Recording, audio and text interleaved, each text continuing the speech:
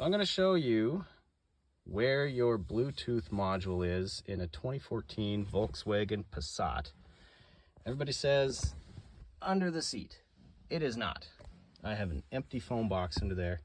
It's not under the seat there. Okay, it's actually in here. It's that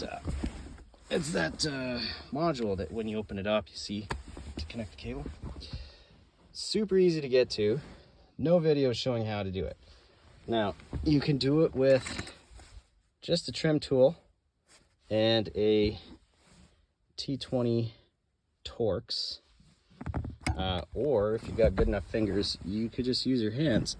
So you just grab under here, or I'll just use the tool because I'm one-handed, and it's just 4 clips. Simple as that. There's nothing up here.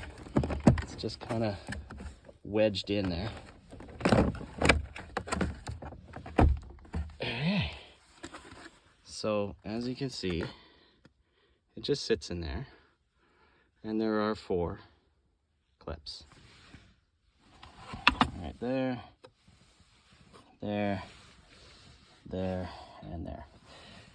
This is called your infotainment module in this model, and there's a cable under here that you got to disconnect to turn off the please pair with your phone Bluetooth that's built into the car, so that if you have a head unit with Apple AirPlay or Android Auto, it will actually work.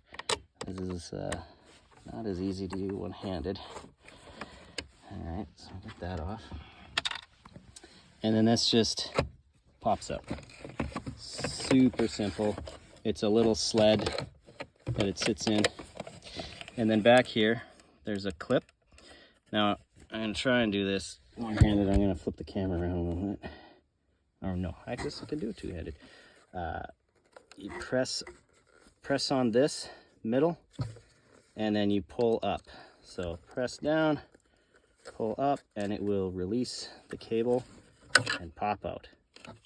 Now you could take the whole unit out and just, remove it entirely. There's that connector, and it just sticks through there. And then there's the power outlet.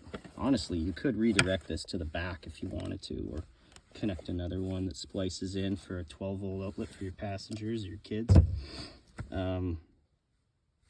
Anyway, I'm just gonna leave this down here. I might put some electrical tape on the head so it doesn't get full of crud. And then this guy, just gonna put it back in. Now when it goes back in the sled, it's got these little lips, so the sled goes under the lips. It just kind of hooks around like that, and then it just sits in there. This guy here sits in that pinhole, and then you just screw it back into place.